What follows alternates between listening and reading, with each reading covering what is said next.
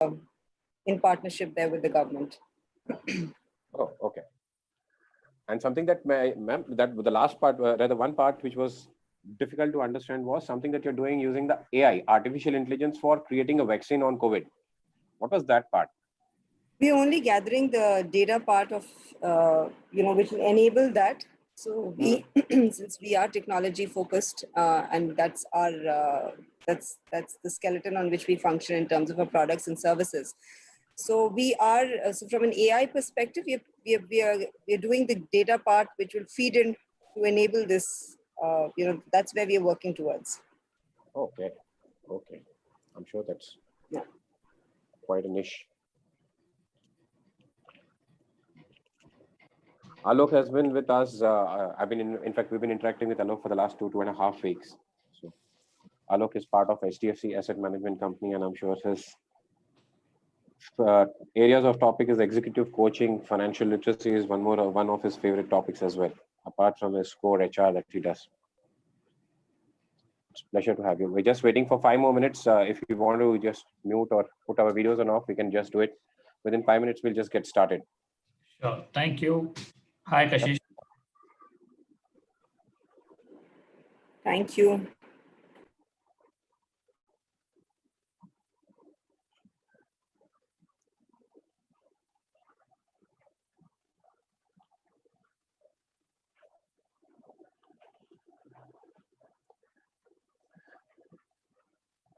Any COVID-related cases in your organizations, Alok and Kashish?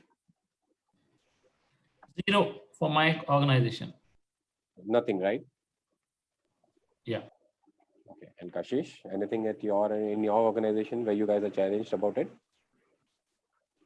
So we have, like very, very few.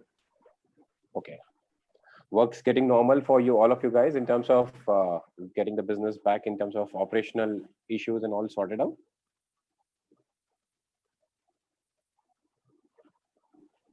So work is, so operational issues sorted out, work getting to normal, I think that's a big one.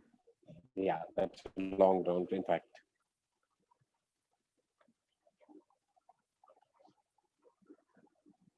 How's it going for you guys, Alok? Yeah, so we have a couple of branches open, around 100 of them in pan-India basis. And we are inviting people through rotation. And at head office, we are working with less than 10% capacity. Otherwise, everybody is working from home. So I think it will take some time. My personal guesstimated that normalcy is not getting restored anywhere before December 20. And normalcy means I'm saying pre-COVID working, a strength in the respective branches, assuming that Bharat Biotech brings the vaccine and that succeeds rather.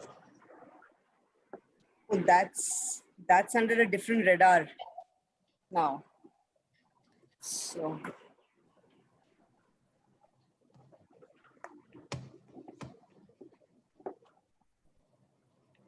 But I'm sure for everybody, the phone calls have increased drastically. I'm sure everybody is on phone or Zoom through the day.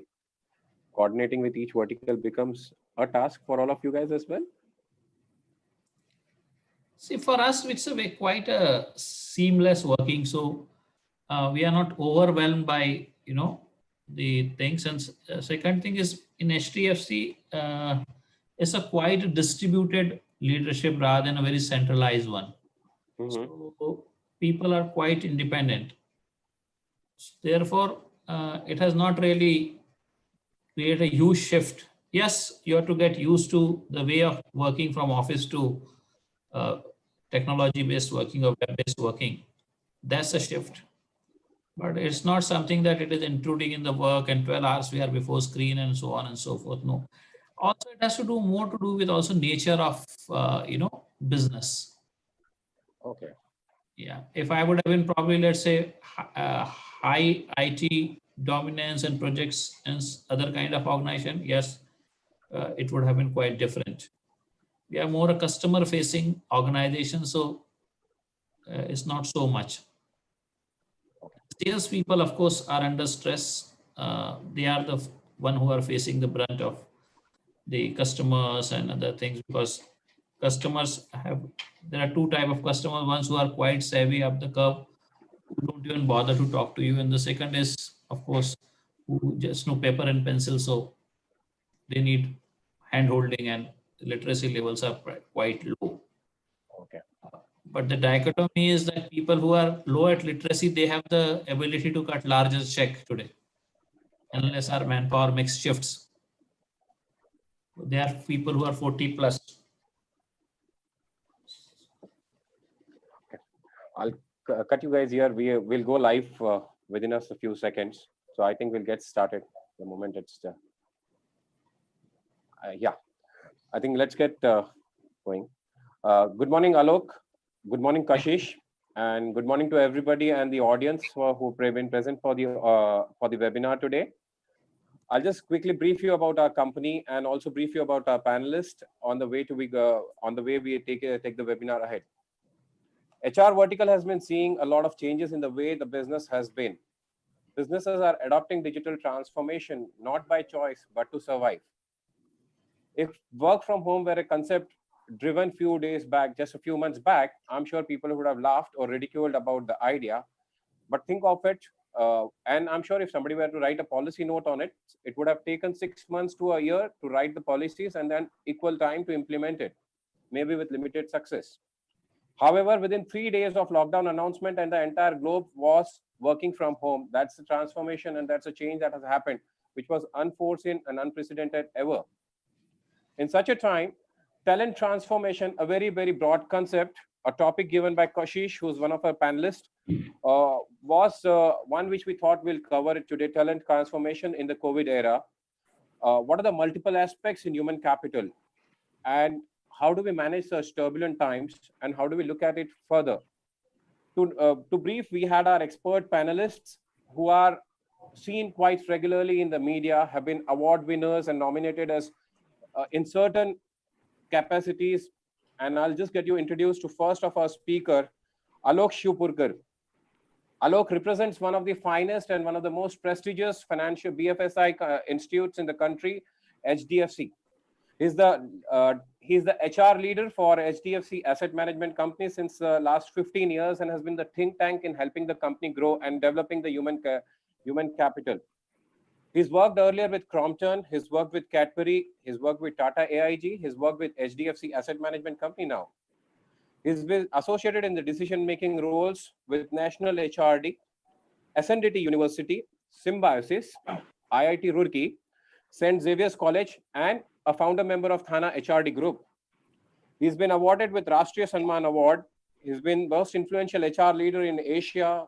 He's been the IS Award for Creative Strategies. He's been the HR professional in GNIMS and also been awarded by ICFI Global University. He brings in immense experience in the industry and the content we're talking about today. Welcome, Alok. Thank you very much. Pleasure here. Our next speaker is Kashish Kapoor. She's been an HR journalist with around 24 years of experience in the skills in creating a robust people practices. She's been dealing with large organizations like SR, Oriflame, ING Vysya, IBM, and NEC Technologies. NEC Technologies is a 120-year-old IT conglomerate, which is a Japanese company. And we were just discussing a few minutes back before the panel started, before the discussion started, the way NEC Technologies is happening, the government of India and the government across the globe in dealing with COVID situations, drone surveillance, dashboards, various AI-related solutions for dealing with the COVID vaccines which are coming in. Welcome, Kashish, Kashish, and it's a pleasure to have you as our panelist today. Thank you so much, and good morning, everybody. Kashish. Yeah, I'll also get you introduced to our team. I'm Ranu Parwal from Accura Solutions. We are a recruitment marketplace. We've been in the human capital space for a while now, for more than a decade. I have with me Sunil Kabra, who's also from my college and also my senior. He runs ACE Human Capital Limited, which is a contractual staffing firm. We have Vicky Jain, one of the youngest member in our group, who also is a founder member of Convergence IT Services and one of the HRMS platforms, Unova, which has around 4.5 lakh employees having their salaries processed through the platform, and also powers a lot of government organizations with their HRMS platform. We have Ganesh, who's been an ex-HSBC veteran and a trainer himself, and he's been heading our Learnathon venture. Good morning, everybody. And Morning. Thanks to the audience for being a part of the session today and sharing the insights.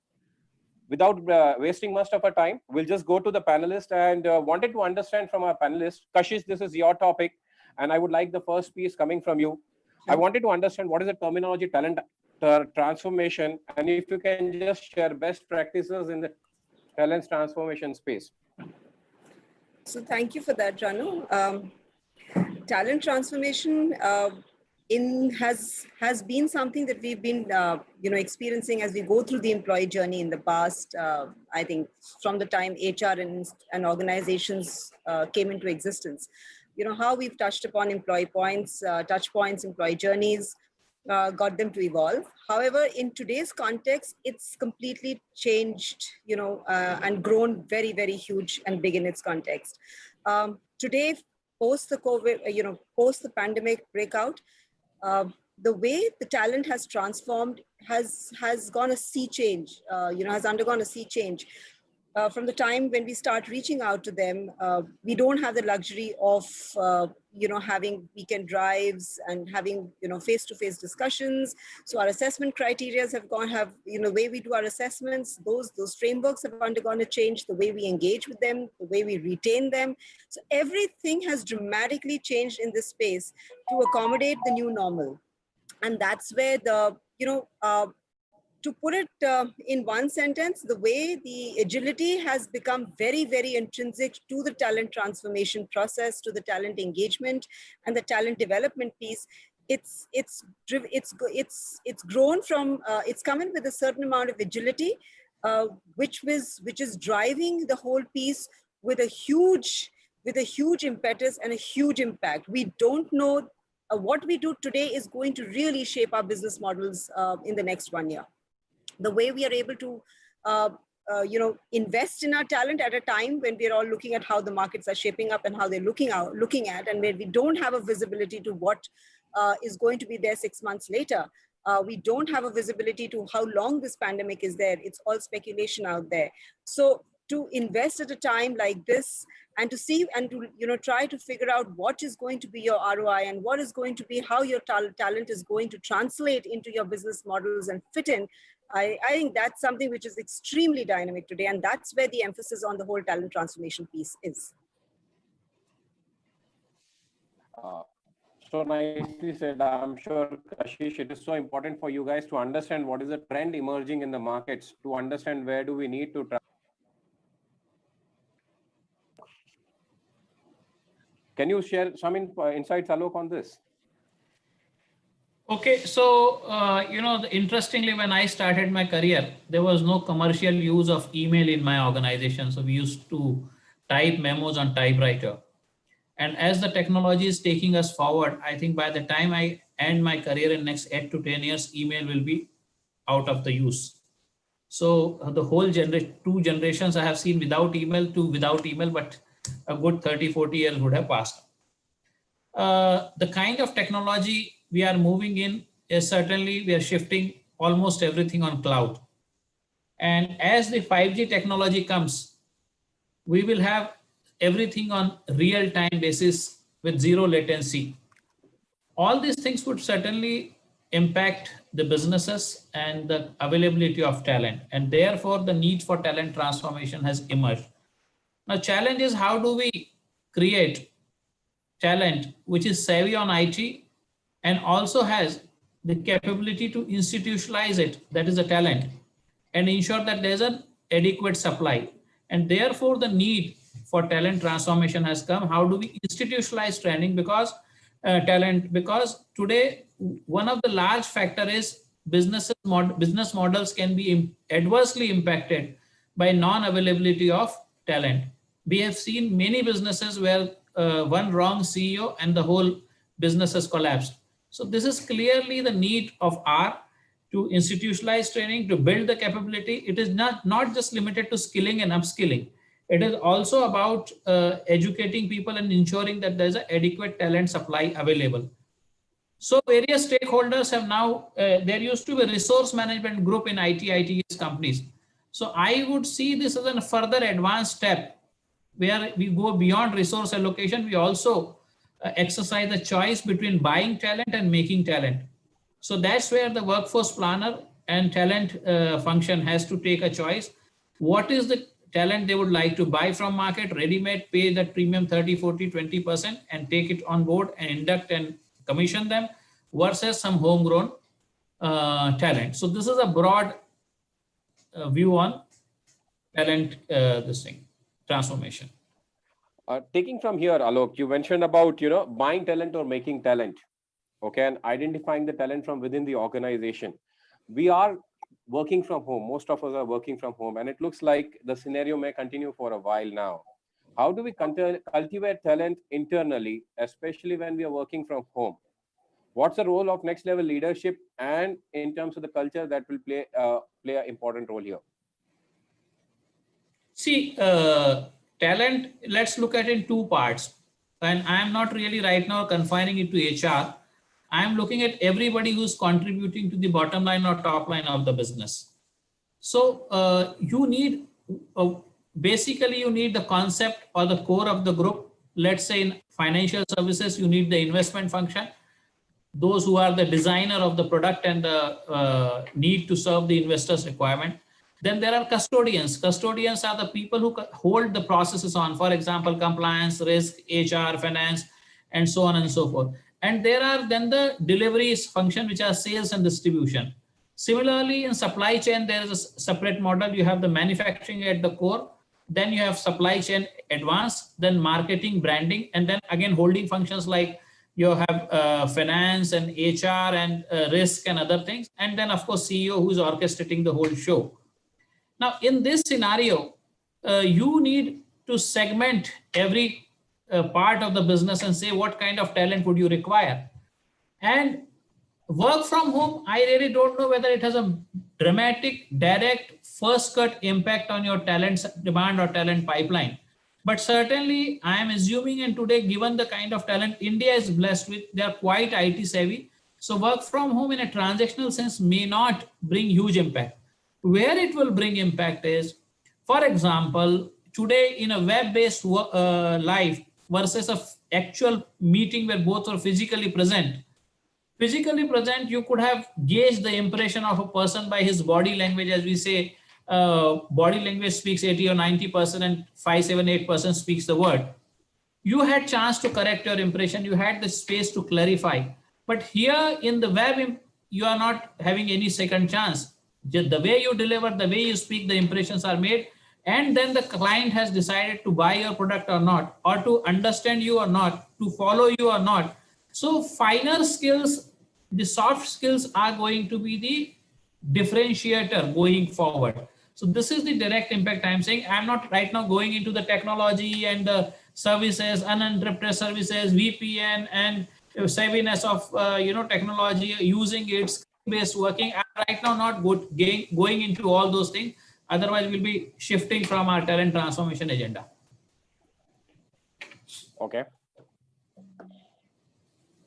Yeah. You said about the final skills or the direct skills.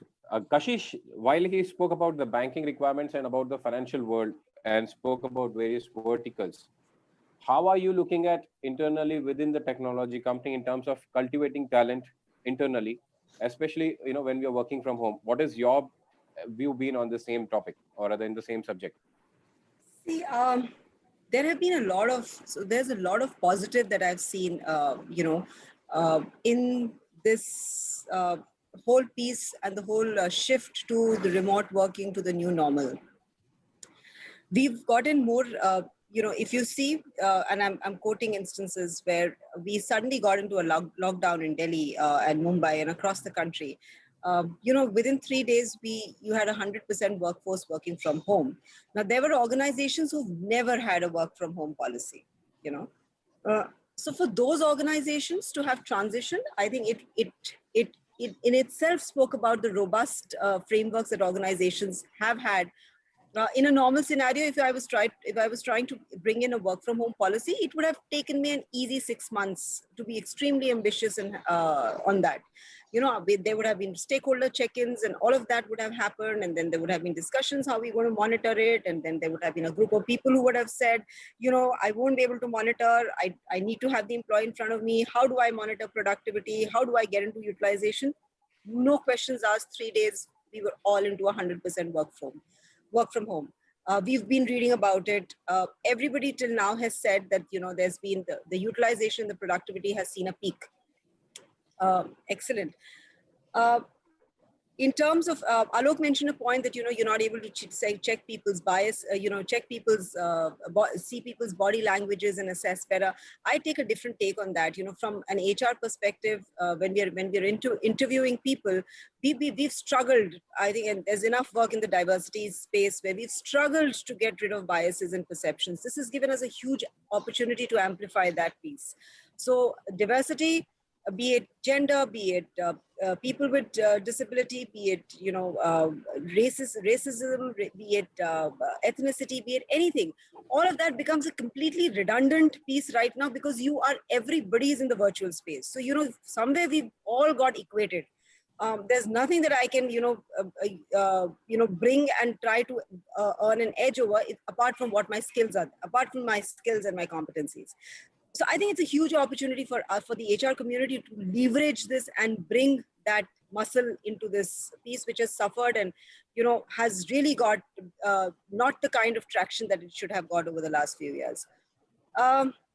Moving from there, if I look at, you know, the workspaces, now that is going to be the biggest challenge. Everybody, work from home was something which was looked at, which was something organizations used to do to, you know, to add value to their employee value propositions. Work from home today it's the normal, it's the new normal. Employees are very happy, and I think we've seen it. If you go to the Instas and the social medias, you know, handles and other things, you've seen how when the lockdown started, the whole joy and delight of having to work from home, and, you know, you had people posting what things they're doing. Look at the same posts 3 months later. There's none of that. Yeah. There's complete fatigue around that. From a time when my employees would say, you know, great, this is something that we were waiting for. The minute you get into a conversation today, it's like, when can I come back to work? So we have now got to build in a lot of resilience and discipline into this workforce. And that is going to be where HR will today now become extremely critical for organizations to partner very well and very hard with the top management and with the communications to build this piece extremely seamlessly. So that's how the world is changing, and we don't have a model that we can refer to. We are still in a very dynamic state. What I was doing 1 month back for my employees is completely different from what I'm doing right now. And for an employee, the expectations are rising, you know, because they're getting restless. How much can you, so, you know, most of us, and if you see, have, you know, over the years have said, over these last few months have said that, you know, we're going to use this space to train people, to engage people, you know, to give them more opportunities and more projects so that you can bring in more collaboration, easier to get people together, lower cost, you don't have to fly them in, you know, all of that. But at the same time, today, if you look from an employee's viewpoint, they're talking about, you know, having to work 18 hours a day. How long can we pull that? So that discipline and that resilience, you know, we've started talking more about mental health. We were not talking about mental health at all 6 months back in the shape and form that we're talking about today. So the whole talent space has completely transformed, even in terms of what is going to be my employee value proposition. It cannot be a team outing. It cannot be leadership outsides. It cannot be, you know, some membership, you know, as a get into some club which wins you, your numbers win you an access to an entry to a club, and you get a nice vacation with family, and it can't be any of that. If you look at the economy, you know, it's kind of reducing your depth and your width to spend. So for how long are those vouchers and those incentives going to be attractive? Because the market is really bad. I mean, we are in a bad shape universally. It's not, globally we are in a bad shape. All organizations, all industries. So the spending power is going to reduce. So what are you going to incentivize your employees with? What is it going to become attractive? If I'm going to be sitting at home, what is it that is going to be my motivator to, make me go back to that machine for the next 18 hours tomorrow and, 1 week later and 1 month later? And the carrot of a cash incentive or some other incentive where I go and buy, a fancy car or a fancy gadget, it's no longer there, because gadgets, there is an averseness which is building, and I'm sure we'll see that coming up in the next 6-7 months. So it's a very, very dynamic space, and it's going to keep changing. There's going to be a huge partnership that HR, communications, and the leadership is going to carry the weight for. And they're going to pave, these are going to be your 3 critical people that are going to pave the way forward. Okay, Kashish, you just mentioned on the same point. You mentioned about HR communication or the partnership with HR and the top management. You mentioned it a couple of times in the discussion. What are the initiatives what are the kind of initiatives that one can or the HR can bring in? Because it's a very important point when working from home is becoming challenging. From the early days when people were enjoying it to now, I'm sure the fatigue has actually started creeping in. What is the kind of initiatives that we're doing here in that space right now? So we started off, if you look at this space, it started off with we're trying to settle in the whole work from home scenario, where we were trying to settle in employees to make them productive where they could work. So the community, and to ease the anxiety around the pandemic and the pandemic. Now, when we started doing this in March, the numbers, if you look at the numbers of the virus and the people infected, was much, much lower. So we've done that. If I talk about India as a geography, we have a huge challenge because our government directives here completely keep changing. Today it's like, this is the guideline for today. And then, we get another order 5 days later from the MHA, which changes that completely. So that entire space is, again, very, very, there's something very different. So you have to keep the employee connected.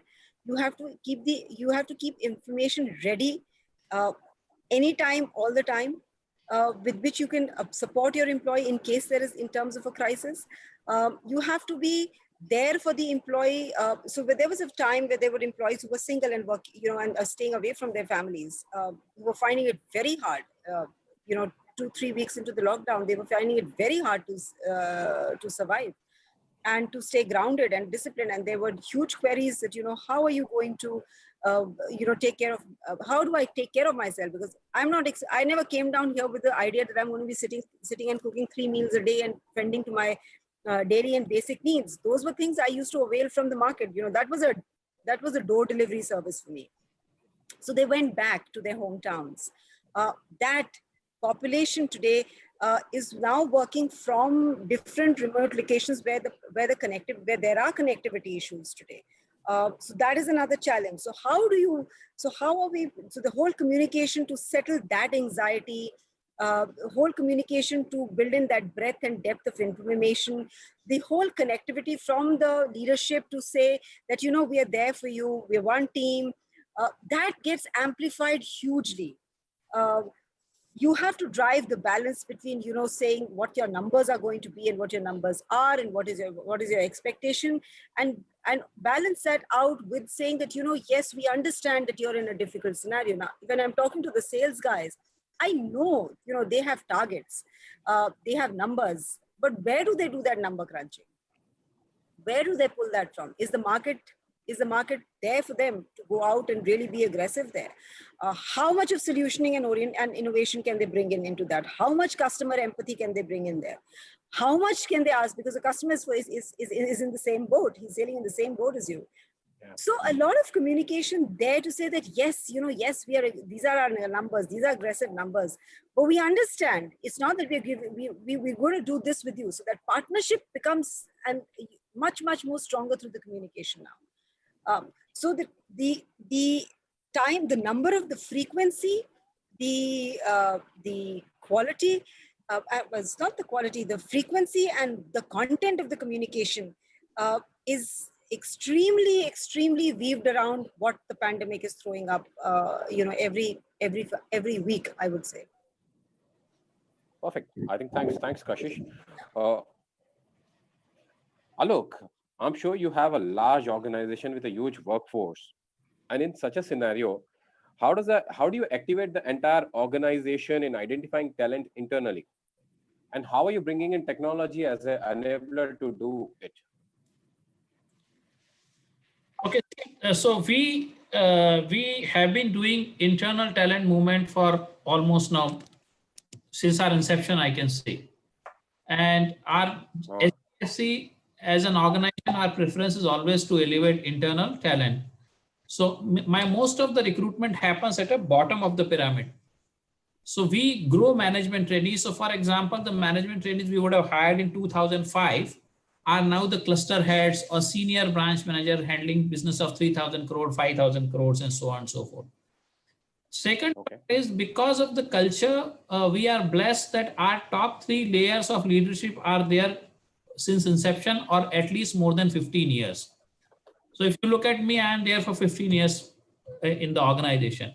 So similar level, my peers are there. So you have a goodwill, people know you, you know people. So that is one thing. Second is also the culture piece we will discuss. It is also about people very clearly know that if there is an opportunity, there will be internal job posting. And if we don't have internal talent, which has hardly ever happened unless we are setting up a new function or new department, that's a different issue. There also we would try and slowly include the management trainees because we want people to homegrown. And businesses have and research has always proven that homegrown talent has done more good to business than the talent which you have bought from the market. Unless you have a huge transformation agenda and you really need a CEO. But CEO failure rate is quite high and that's quite threatening. And a stable organization like ours, we can't afford to, touch the others' money because it's about the fiduciary responsibility. It's others' money we are managing, it's not our money. And this is when the money is there, at least if there's a product, people can still withstand with a failure, but money failure is very difficult for people to withstand. They really need a solid justification for any below, benchmark performance or below or poor performance. I agree.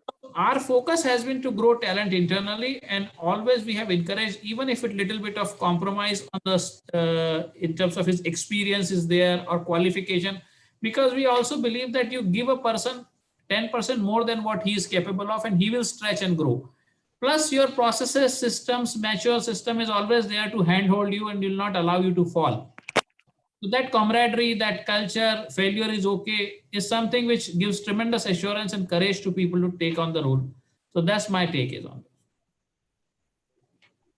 Perfect. And Kashish, what has been your take? How are you identifying the talent internally in the organization? You have a diverse set of technology requirement that's coming in, and I'm sure the technology changes as rapidly as one can think of. Yes, so we also do internal deployments. We also have upskilling of our bench resources. The investments there are multiplying. It's going to, for us, the emerging technologies is a key area where we look and hire and bring in talent. So going forward, the focus currently that is there is to internally upskill and reskill people to take care of these requirements that are coming in. Additionally, we are also an organization that despite this pandemic, we've not pulled back offers that we had rolled out. So we've honored all offers and commitments that we rolled out. We are using this to further upskill the internal talent, and we will continue to look for the right talent to invest, as an organization from a business standpoint to achieve, the vision and the mission that we've set out for. But at the same time, we are also, evaluate. So we do a lot of, we have a partnership with a lot of campuses where we run programs in partnership with campuses. We will continue doing that. We will extend the scope of that to enable and strengthen that, because that has a that has an immediate business productive impact for us. So this is some, but nothing really majorly has changed. You know, we've probably because the way the market is, we've you know, kind of put certain requirements that we had projected on hold for the time being, but we've not really made much changes from a talent acquisition framework. We are, however, looking at options as how we can engage talent in a better space. We don't have the luxury to call them in and we have weekend drives and things like that. So we want to preempt that process. We're working with LinkedIn and other forum platforms where we can build that piece along with them, where we can have you know, some kind of online interactions as part of a process to just you know, share what we are as an organization and to understand, because we must, and there's a question there, so I'll just try to link that to this, which says that, you know, there is, what are we going to do about the talent acquisition piece? Are we, for all those people, you know, who've got laid off or who've, you know, have had their offers being revoked, you know, how does this change for them? It's a, well, if you look at it in one way, it's a sad thing that's happened. It's unfortunate, but on the other side, the positive to that is, if I'm looking at pure from, so the cost of talent has suddenly become, you know, more affordable for us because of the demand and supply piece, and that's something where we can tap on at this moment. We can also use this time to build up our talent pipelines, you know, from a lateral hiring perspective, keep our databases in place, start orienting with these people, start our orientation and interaction with these talent pools, to share with them what we are planning to, what we are as an organization, what are we planning to do in, you know, in the products and services that we deal in, what are some of the things that we plan to look for, and maybe, you know, because let's see how the market rolls out and shapes out in the next 6 months, maybe we could get into doing project-based, you know, project-based engagements with these people. Maybe not full-time on-roll jobs, but maybe project-based engagements may begin in the future. More of gig economy kind of scenario. Yes, it's completely how the market shapes up. Well, right now, what you know, there are people that are predicting that 2 to 3 years, it's going to take 2 to 3 years for the market to start bouncing back. But then there are enough and different varied viewpoints on you know, this topic. But this is going to be that. See, we've not. If you look at India as a geography, we've had a very standard model of on-roll and off-roll. If you look globally, there are still other models that are there. You know, where you have part-time, where you have rotational job, these things. All of that, from, if I look at from purely from an India perspective, we'll have various job models coming into play. These have not been, when I say the standard model, this has been, you know, the majority of organizations have this. For the majority, all of this is going to change. And the minute all of this starts changing, we will start, you know, requiring that type of talent to come in. And that's where we will start using, you know, these levers to bring in that talent.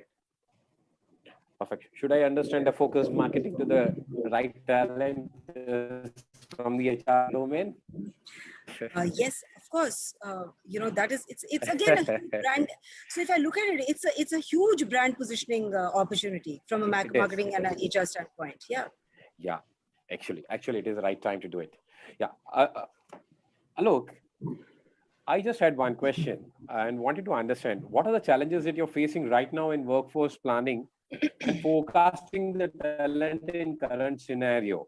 As Kashish just now said, that there are different views coming in. Some says the normalcy would come by December. There are views coming that it would take 2 years, and sometimes it's saying like it's one of the largest recession of its kind.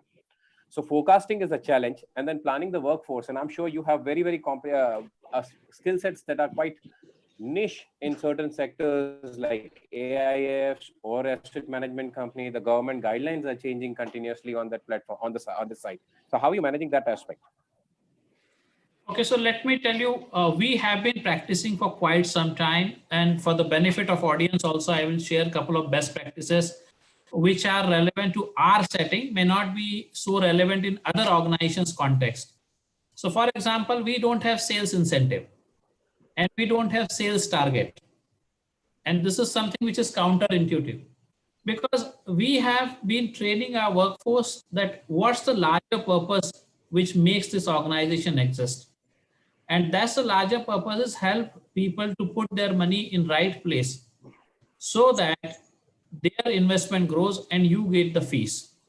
And we fundamentally believe, which we have transmitted to the last mile, including our on-roll and off-roll people, that every person 9 o'clock when he starts for the office, he thinks that he is going to deliver his best day.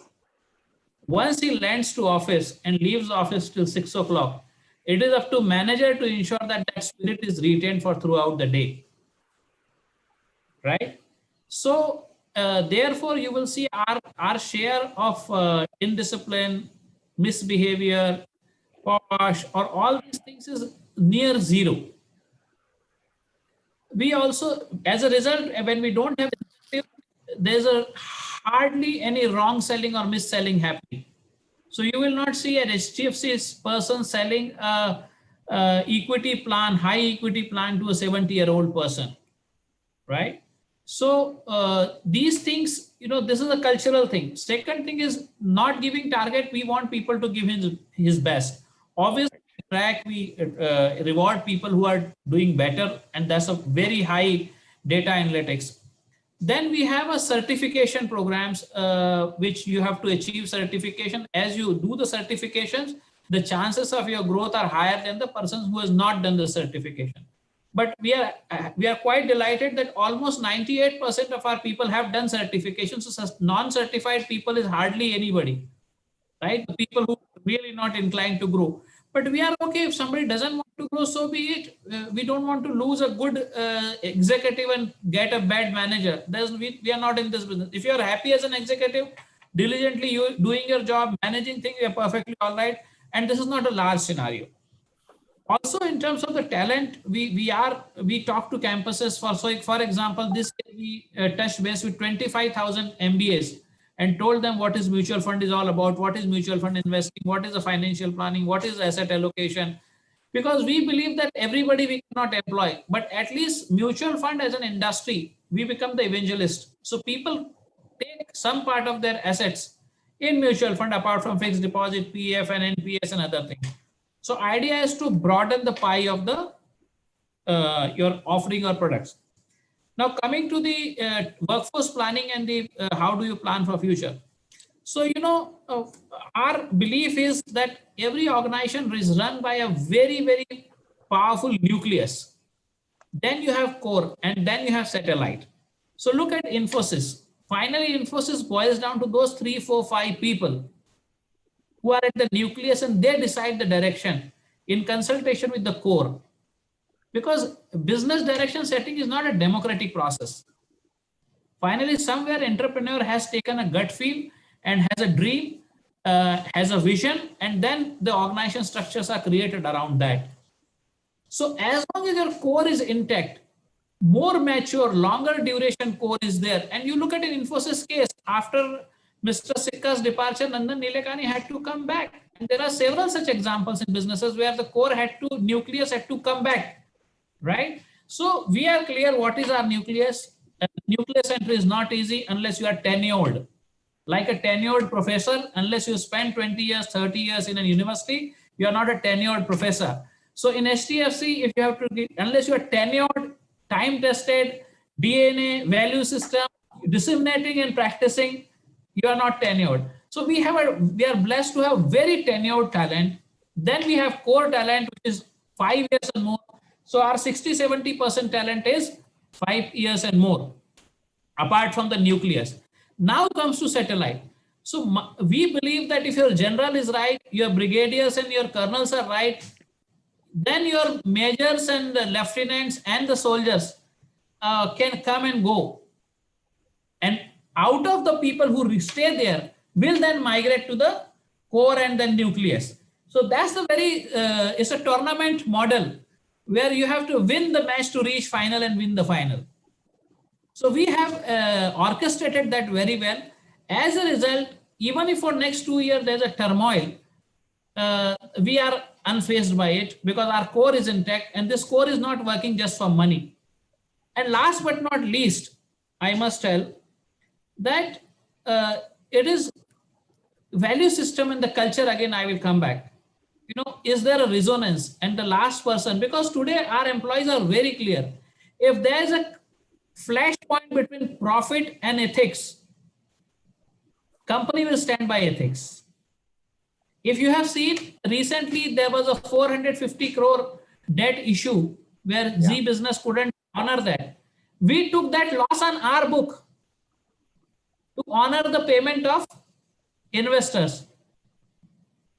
So we took the hit on our profit to see that our investors are not affected. Now, and this is unprecedented case in the world.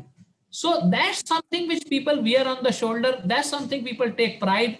And that's where the camaraderie, value system, culture, alignment happens. And then talent pipeline, these blips are one time, and really you remain unfazed as a solid organization. Perfect. Perfect. Alok, so good to know that organization of your size, okay, which is one of the most respected organizations, doesn't have sales incentives and targets. So it's very good to know. I am telling you with my experience at Deutsche Bank, when I was there for 8 years into wealth management, not a single time or not a single portfolio where I built and constructed it for HNI and HDFC was not there. It used to go without any discussions. And I'm telling you, there was no resistance from any of the customers and HNIs on HDFC. And it talks about it, that the larger purpose of the organization needs to be known by your employees, and I'm sure your stakeholders as well. We knew what HDFC stands for in terms of their culture. Kashish, a very important point. I'm sure he spoke about nucleus core and the satellite, something for me as well to learn for my organization and our businesses.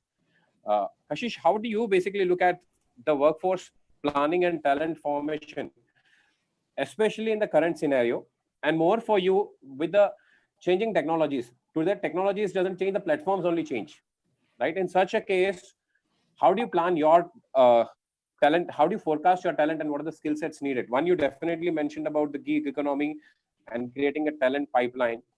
But apart from that, how do you nurture your internal workforce as well to manage certain piece? So, and I'll start with, as an organization, we focus a lot on, we are a very employee-centric organization. We invest a lot in our employees.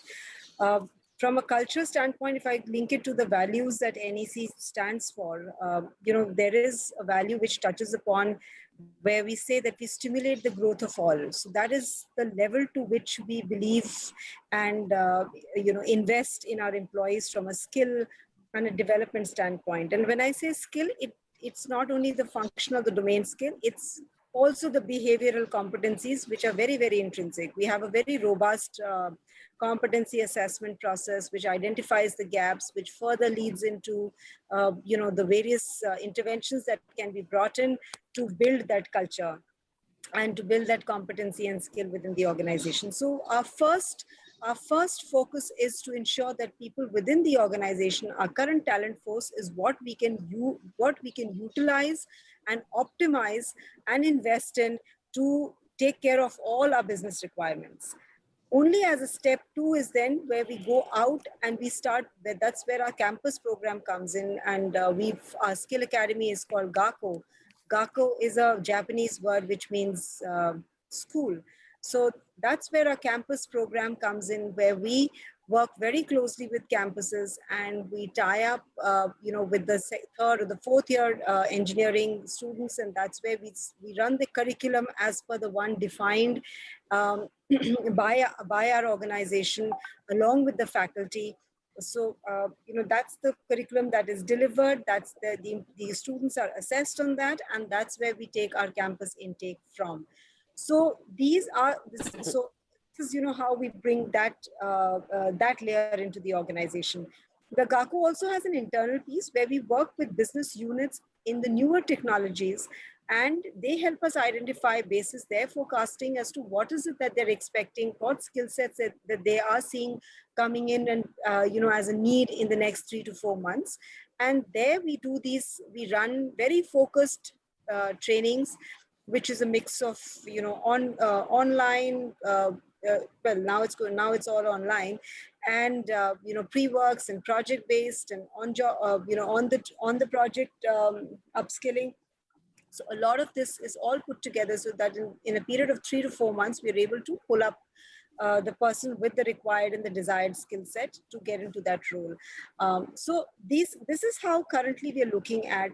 So the lateral hiring piece is our last, is the last in the priority that we go to.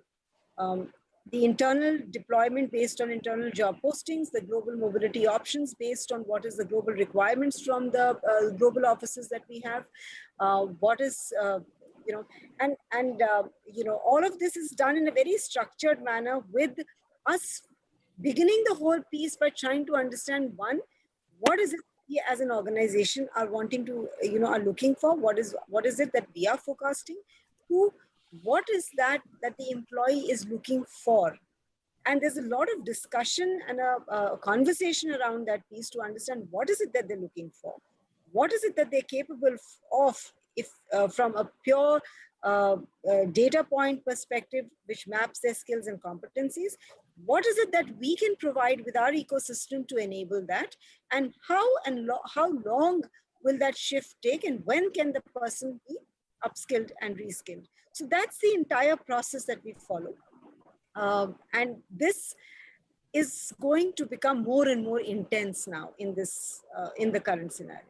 So, yes. So the ownership for my employees, for each of us in the organization, the ownership is going to lie with the employee to avail of all the enablers that are there and all the levers that are there in the ecosystem that we are, kind of further building on to create and craft their journeys.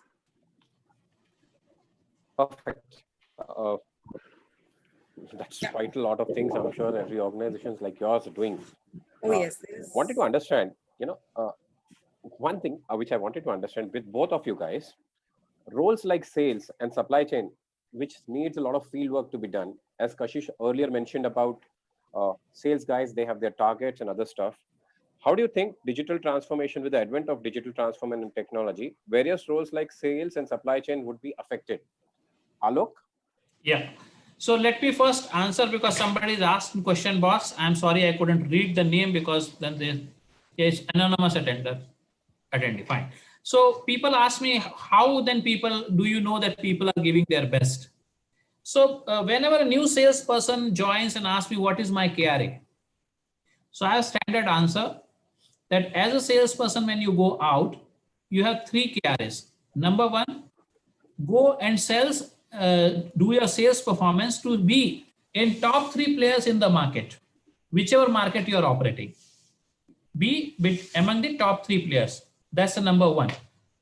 Number 2, since sometimes people come from outside, they may not exactly live HDFC value. Those who are inside, so I can have a blind faith on them. So what do you do to avoid any mistake or manipulation so that manipulation is a very harsh word, but I am saying because sometimes people have different cultural background. So be 100% ethical and compliant. That's the second KRA. And third is deliver outstanding customer service, because the customer service function reports into sales. So branch manager is responsible for customer service and audit and sales performance. So if there's any wrong promise, wrongdoing, commitment which cannot be manageable, unethical things, it will instantly come to surface. And that's where the tenured employee stands together and employee rotation comes together, that then you don't allow the water to stand still and then give foul smell. So if these 3 KRAs are lived by us, I am really not worried about, because we are not in the number 1 game. We are number 1, fine, but we are not in the game. We were doing the same thing when we were number 23rd. And even if tomorrow we go 23rd, we will do the same thing. We will not change our certain core principles which are the cornerstone of organization. That's number 1.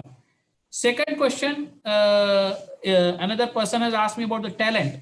So see, the talent has a different meaning for people.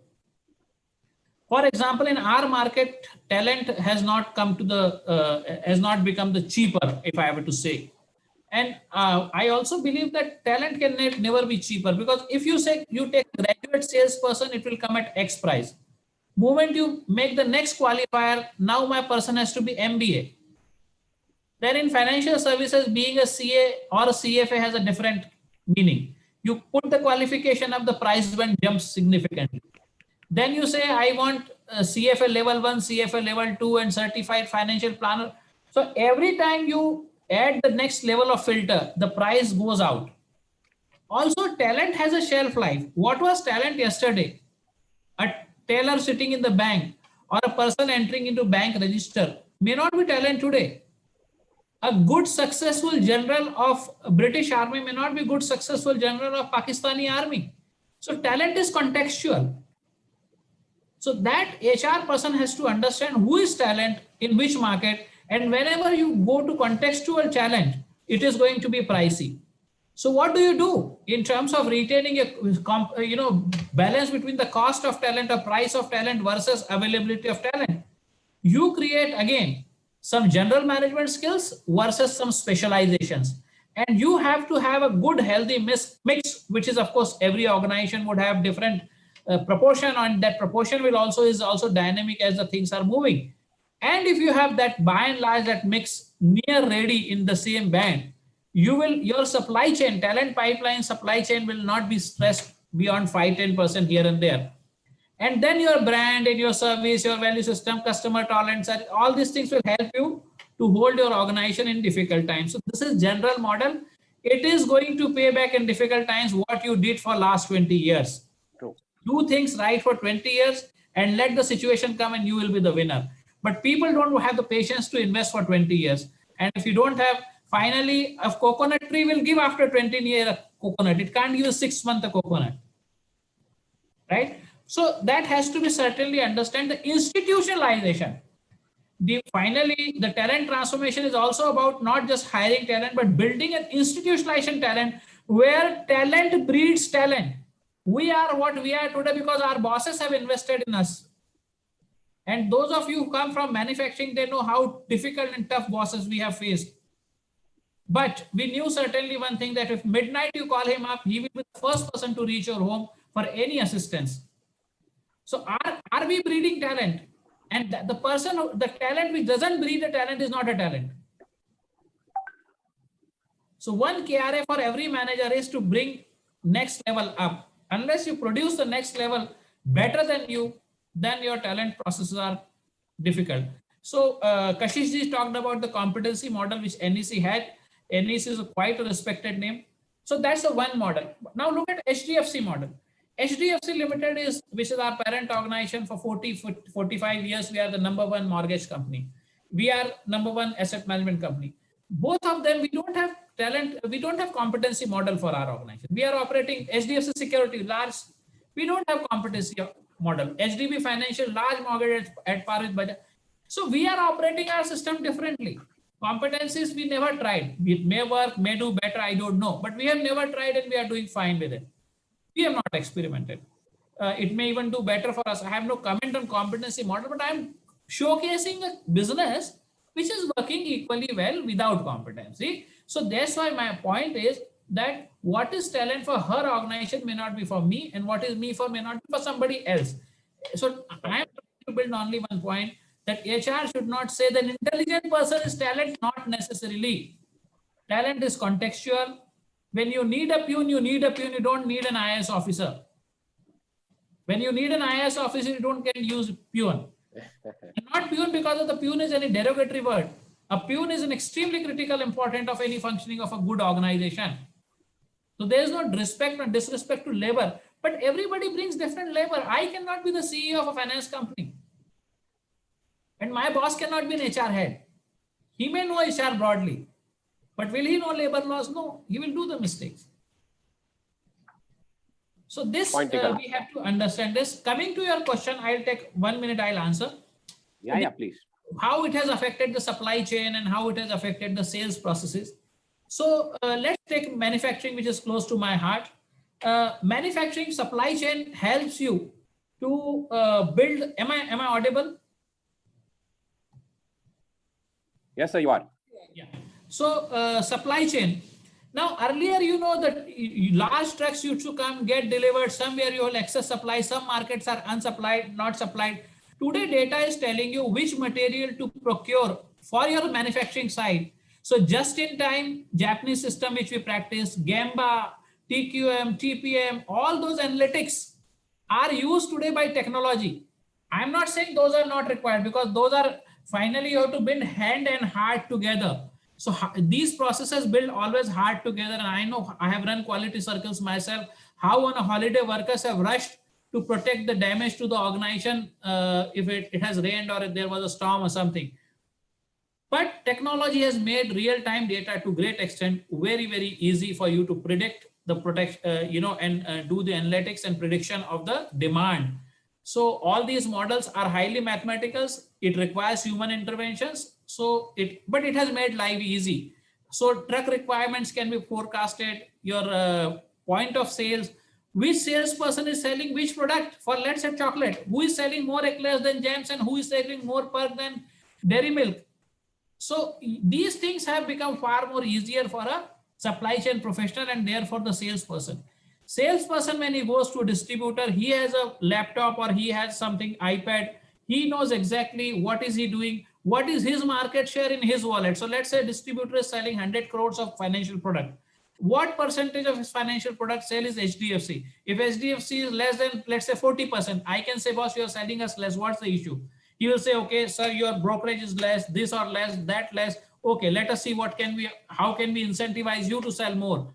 So all those things, life is becoming real time. There is no latency, and therefore decision making is there's still an element of skill and attitude, but it is more data based, more robust. So these things are going to be very, very efficient, but it is not going to replace a good salesperson. You will always, even America or go to very developed market, a good insurance salesperson is still in demand.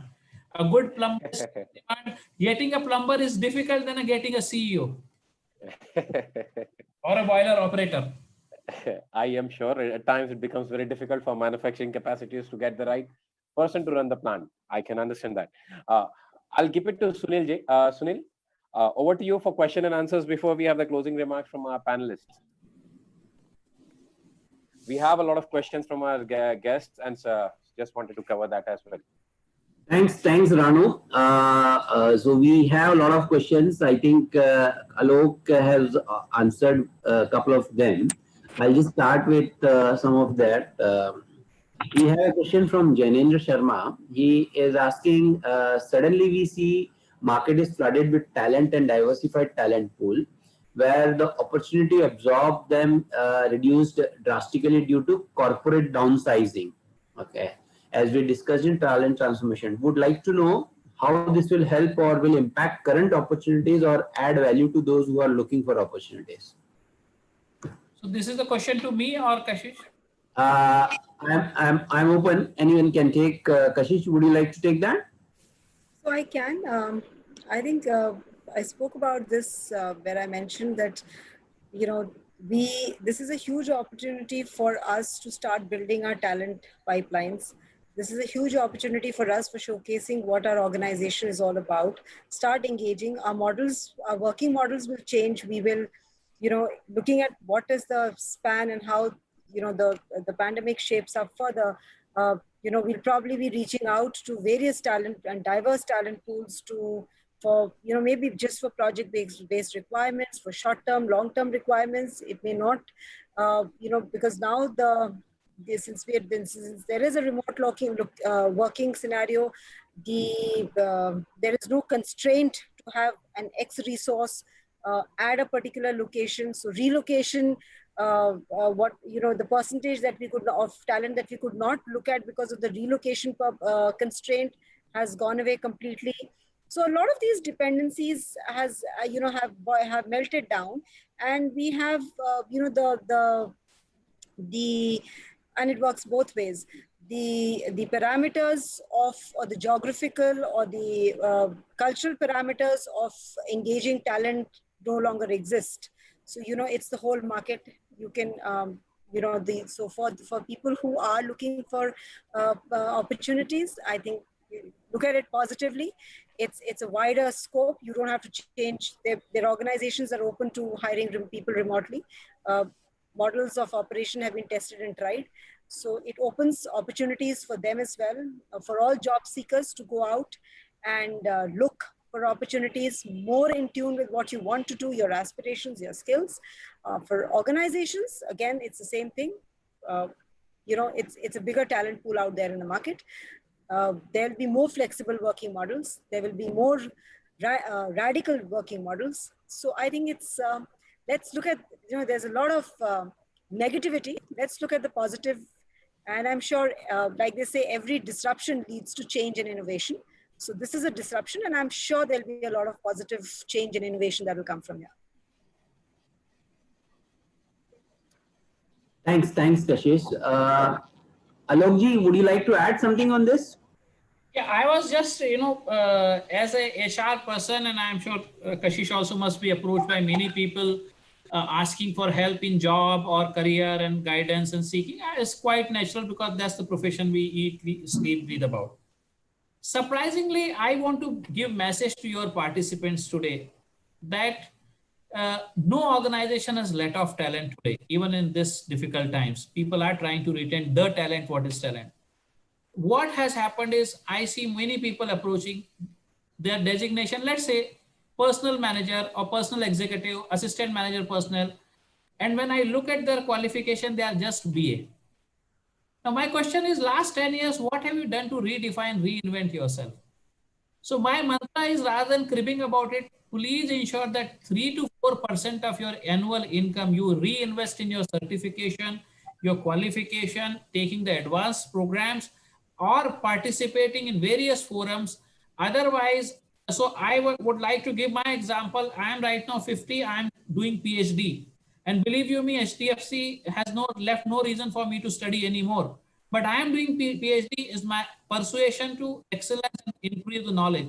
When I can do PhD, why can't you take additional diploma or in Hogan certification or MBTI certification, or ISEP training and so on, or start writing articles, learn advanced computer skills. So please don't fall short, because talent demand is changing very dramatically, and everywhere talent is in short supply.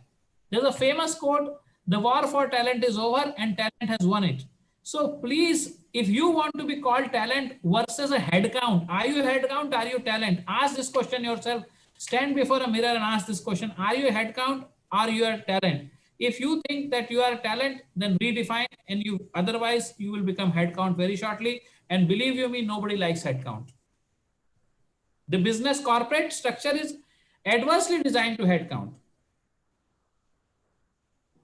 Very rightly put, Alok. I think what you are, the message is very clear. You need to realign, retrain, rebuild, and make yourself deployable so that you are no more an headcount and you are a skill which is in demand and which company and the corporate is looking for. Thanks. There is an extension question, I think, which maybe Kashish, you can take it. Is there a shift in emerging skills which one has to align to the new way of working? And what it would be if one has to adapt to the IT industry. So this is specific to an IT industry. So thank you for that, Sunil. There has always been a shift in emerging skills. That is why they are called emerging skills, and the shift will continue. The dynamics of the industry continue to be based on innovation and constantly changing. So if there's nothing which has really changed in the way that we are going to be working.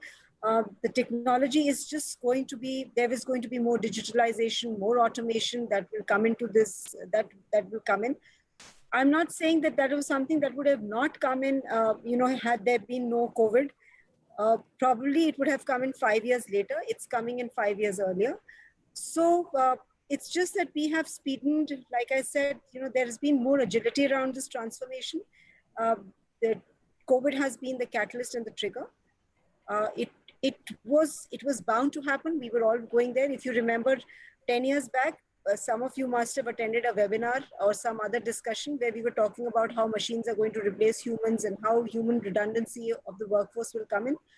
Well, 10 years later, human and employees and human contact and human resources is still a critical function, and our employee talent is as critical as it used to be. It's more critical in some ways than before. So there are a lot of things that are said. There are a lot of disruptive ideas also which are floated around, but let's take them with the objective of processing them and seeing how best we can utilize the current scenario to our benefit as a professional. What is it that I can get and optimize from this? What is it that I need to shift and change gears? But nothing is going to change in terms of, this has always been the scenario. Skills have always changed. Technology has always changed. A gadget you bought 6 months back is no longer, the most updated version. So I guess, that is something that we've learned to live with. And COVID hasn't changed that. It's only fastened it. True, very well put. I think there's one question which is referring to what you mentioned in the webinar, that the cost of talent has gone down for a corporate. Okay, so cost of talent has gone down. But what are the other transformation one has to do so as to optimize the cost and improve service delivery? Okay, this question I'll put it for both. Maybe you can start, Kashish, you can start with your views on this. Sure, thanks, Sunil. So, lots will change. And I think I'll like Alok said, however, some changes will be industry specific changes. Lots is going to transform. There are organizations today that are relooking their workspaces. So from a time when, and again, if you go back a few years back, the Google office spaces and the LinkedIn office space. I remember a news article, I think 2 years back, when LinkedIn opened office in Hyderabad. It was flashed all over the place. Those were huge talent pull traction factors for organizations. We would suddenly wanted, to have lounge areas in workspaces and have very colorful, vibrant, because, that was attractive towards the millennial. Today, we are all sitting in a lockdown. Most of these facilities are closed. So what I'm trying to say is that the whole workspace will change. Those models will change. There will be a lot of optimization that organizations will look at from, these fixed costs of facilities, etc. And a lot of this may get translated into, investing in employees, investing in, creating those working models, efficient working models for employees. So a lot is going to transform. And so right now we are doing it. We are going with it one step at a time. We're trying to see what is working. We're evaluating, assessing, customizing, tweaking. But the world has changed. It's like, when we talk about the new normal, something which I often quote is, I no longer can pick up my laptop bag and get into my car and leave for work. So there is a protocol there that has come in.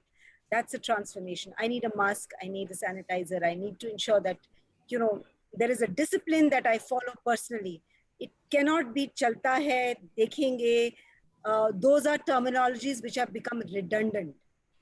And I will link that to the skills also, to the transformations. So the chalta hai attitudes was never a taker, but we used to get away with that.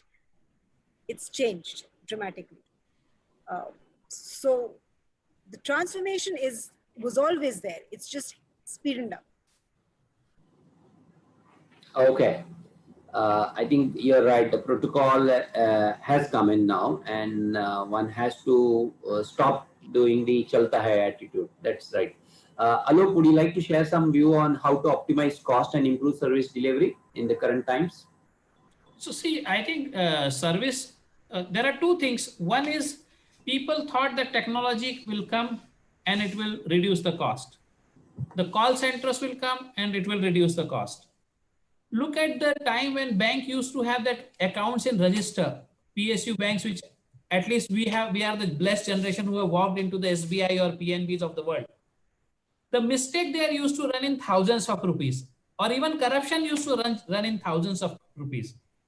But today, in technology driven world, it is running 250 crore, 3,000 crore, 5,000 crore. So technology is not cheap.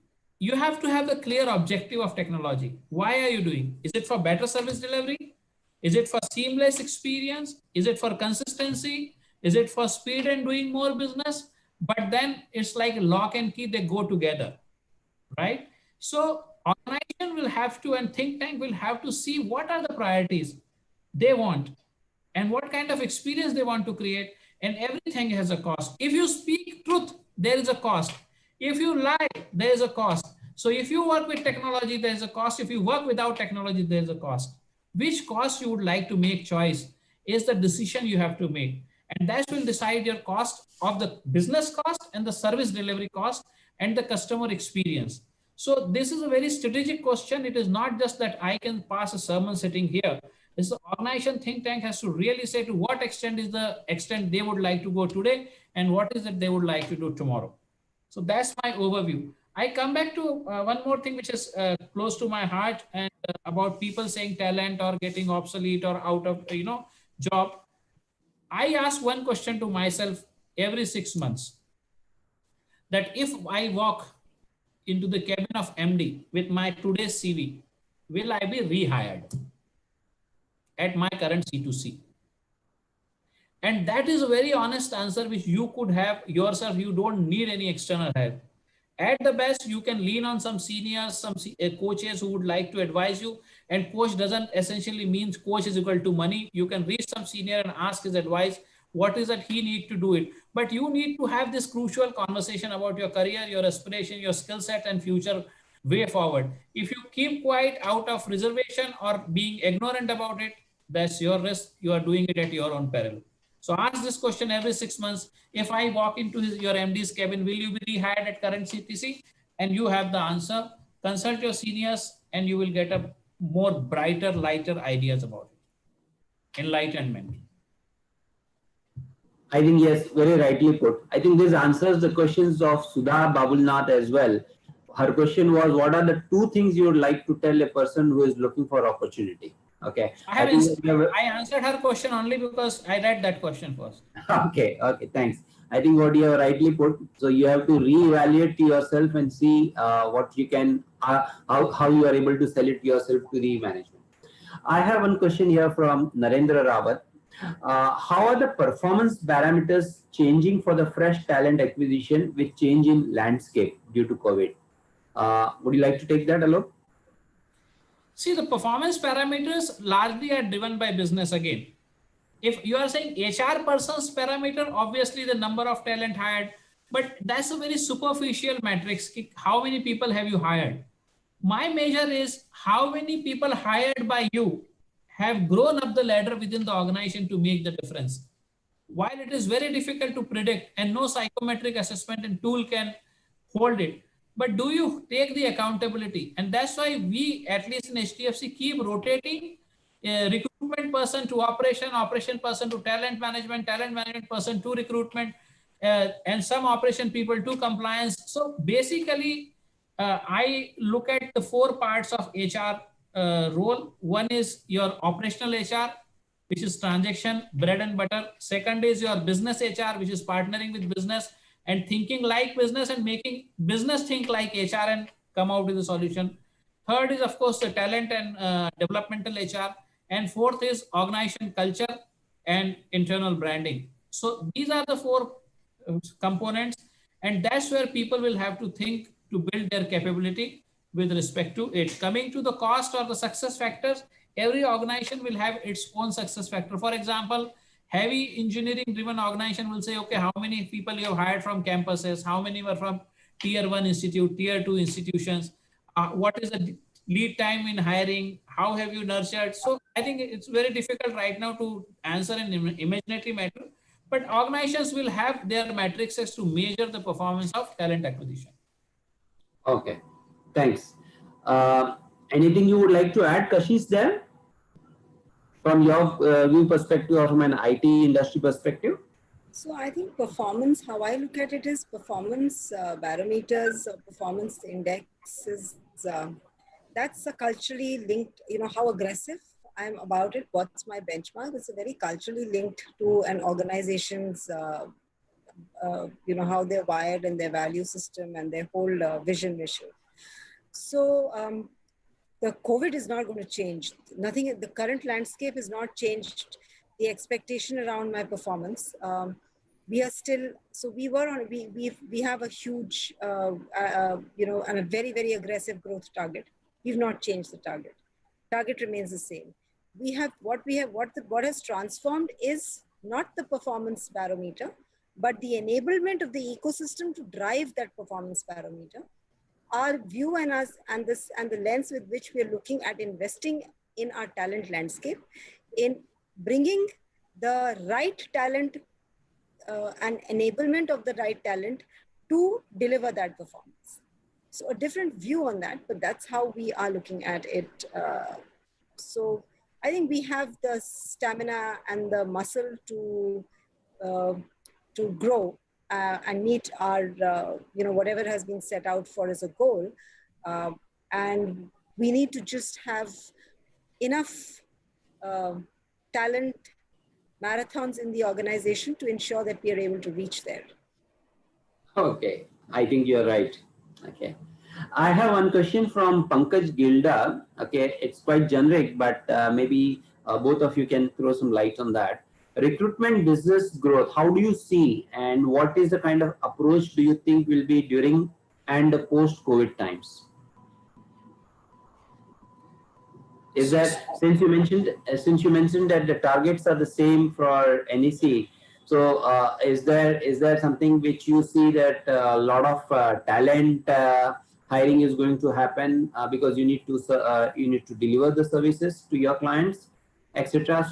So the growth, or from a talent acquisition perspective, is it going to remain same during and the post-COVID times, or is there a change? Well, from a talent perspective, there is, like I said, we are going to, the enablement and the investment in my internal talent pool is going to be a very, very high key focus area.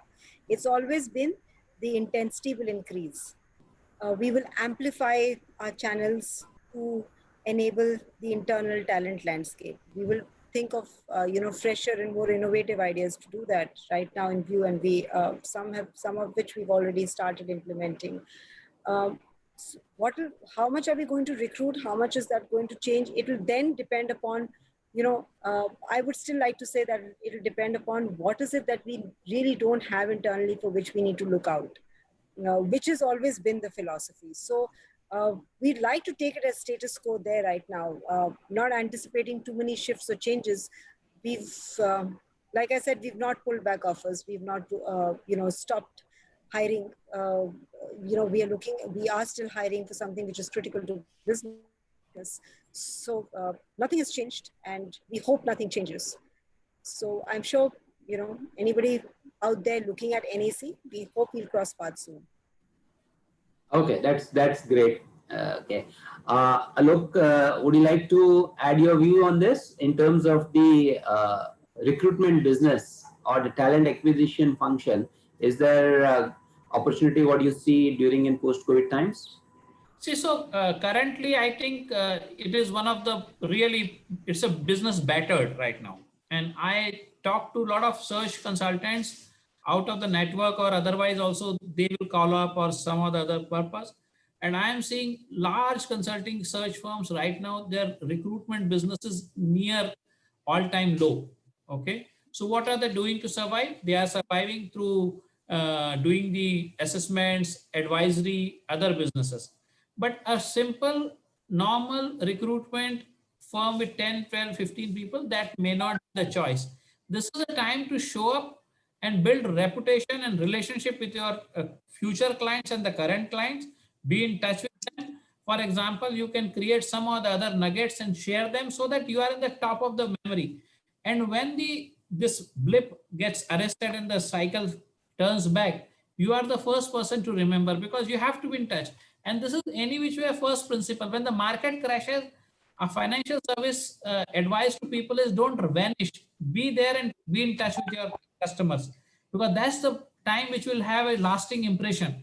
So I think recruitment firms or the recruitment professional will have to be in touch and no other choice. So I think that's the only mantra. But yes, fact is, yes, they are impacted, no doubt about it. Thanks, Alok. I think it was a very good view which you have shared, and that has come out very well and speaks about your experience, and what Kashish has also shared speaks about her experience in terms of answering all the questions, and it has come out very well, and we have got a good insights about both of your views, and we look forward to interact with you more in times to come. Okay. Ranu, I hand it over to you. Okay. Yeah, thanks, Sunil. And thanks, Alok and Kashish. Very important points covered. I'm sure it was a very elaborate topic otherwise. Wrong CEO can result into collapse of an organization. HR needs to partner with the top leaders to bring change. 3 to 4% of the income into your development is a very, very important point which each one should put into. Is, I'm sure, an important point that Alok brought in. Creating organizations with nucleus, core, and satellite. I'm sure the model by itself talks about a lot of talent that is being imbibed or cultured, or that culture is brought into an organization and leadership team is being created. It clearly shows the way HDFC brings or creates organizations. You mentioned about your group companies, and I'm sure they also have the same DNA the way HDFC Bank does. Talent versus the headcount. It's very important that every person starts looking at himself as a talent rather than being a headcount in an organization. Very, very important point. Institutionalizing the talent and talent breeding the talent. Again, one more very important point that you made, Alok, here. The Gecko model, form the colleges, and the Gecko model. I hope, Kashish, I'm reading it right. Okay, the Gecko model for breeding the talent inside the organization for the existing roles.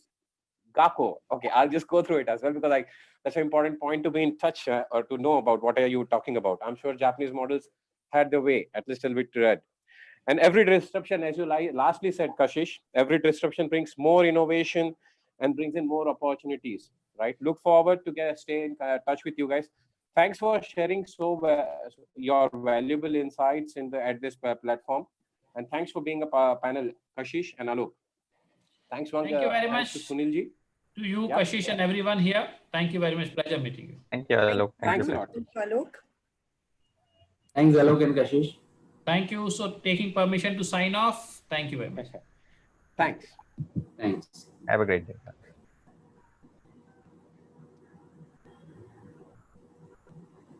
Thanks, guys. I think thanks for, I'm sure this is our next series that we'll be doing soon, but thanks for getting it coordinated very well.